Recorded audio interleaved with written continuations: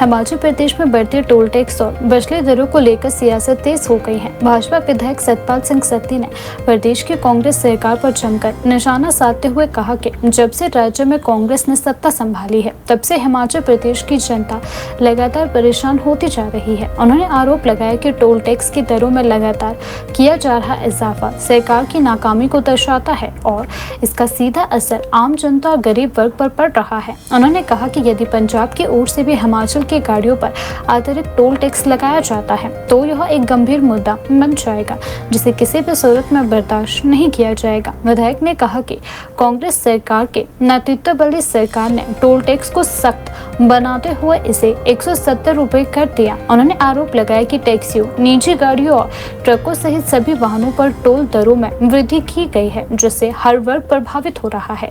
उन्होंने यह भी बताया कि भाजपा ने इस मुद्दे को लेकर विधानसभा में लगातार 2 दिनों तक धरना प्रदर्शन किया। उन्होंने कहा कि विरोध के बाद कांग्रेस सरकार यह दावा कर रही है कि टोल टैक्स को घटाकर 100 रुपए कर दिया गया है, लेकिन भाजपा इस दावे का विरोध करती है और इसे जनता को गुमराह करने वाला कदम मानती है।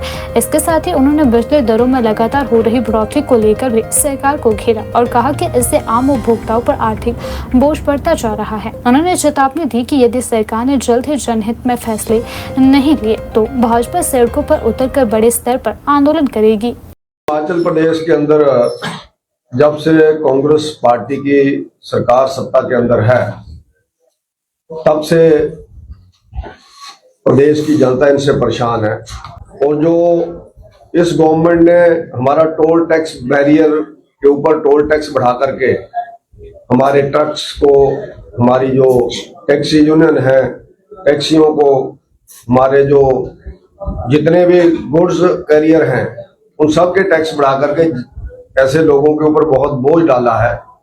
और उसके साथ साथ जो लोग हिमाचल के हैं उनको जयराम ठाकुर जी ने अपने समय पर राहत दी थी व्यक्तिगत कारों के ऊपर, लेकिन अब परिस्थितियां ऐसी बनती चली जा रही हैं कि हमारे साथ लगते सूबे के लोग भी सारी चीज का विरोध कर रहे हैं। कहीं ऐसा ना हो कि पंजाब के लोग जैसा बोल रहे हैं वो भी टैक्स लगा दें तो हमारे लोगों को बहुत ज्यादा टैक्स देना पड़ेगा। हमने पहले भी इस टैक्स में जो राहत दिलाई थी हिमाचल वासियों को वो इसलिए दिलाई थी कि हमारी रिश्तेदारियां नंगल, पंजाब, NFL, BBM, गढ़शंकर, नवांशहर, होशियारपुर इधर सारे हैं, तो उसके कारण लोगों को अपने घर आने के लिए भी उस समय टैक्स देना पड़ता था। 40 रुपए उस समय टैक्स था।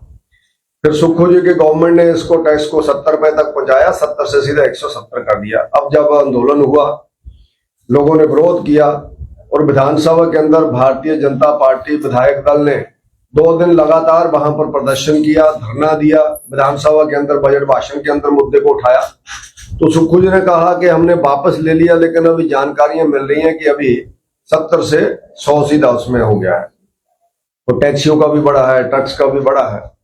चेस्टर हिल का जो मामला है बजट सेशन के अंदर उठा। सोलन के अंदर शहर के साथ ही एक चेस्टर हिल 124 ऐसा करके भवन बन गए हैं। तो जो वहां की शिकायत किसी व्यक्ति ने वहां के, जो मुझे जानकारी है, डिप्टी कमिश्नर साहब को लगाई और सोलन डिप्टी कमिश्नर ने SDM सोलन को ड्यूटी लगाई कि आप इसकी जानकारी लो। तो SDM सोलन की जो रिपोर्ट है उसके रिपोर्ट के अंदर ये माना गया है कि वहां 118 का भी उल्लंघन हुआ है। जिसके नाम पर 274 बीघा जमीन खरीदी गई है वो व्यक्ति की इतनी हैसियत ही नहीं है कि वो 274 बीघा जमीन खरीद सके। सिर्फ 36 लाख रुपए उसके खाते के अंदर है, जो भी अकाउंट के अंदर जो पैसा आज तक आया है।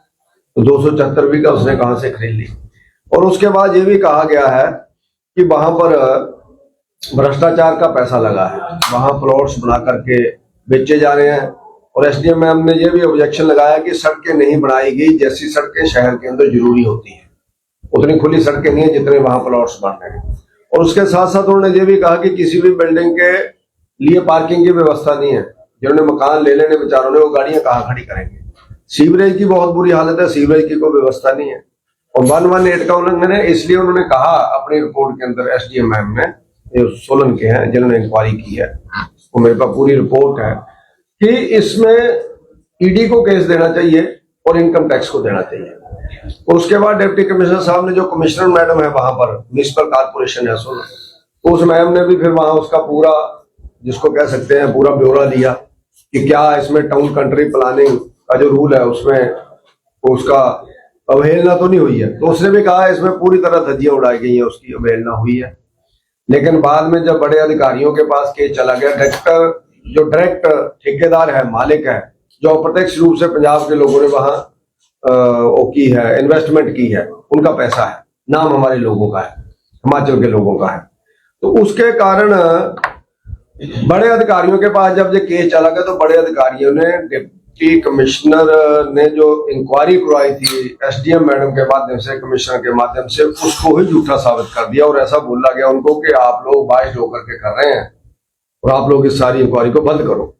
जबकि उनकी रिपोर्ट बड़ी डिटेल है दोनों मैडमों की, बड़ा हिम्मत रखी उन्होंने किया, उनको भी लालच मिले होंगे, लेकिन वो नहीं झुकी। लेकिन अब उनको डराया गया। वो रिपोर्ट भी हमारे पास है, जो आज के चीफ सेक्रेटरी हैं गवर्नमेंट के, उनके पास जब केस आया तो उन्होंने उस चीज को सारी को गोलमोल कर दिया।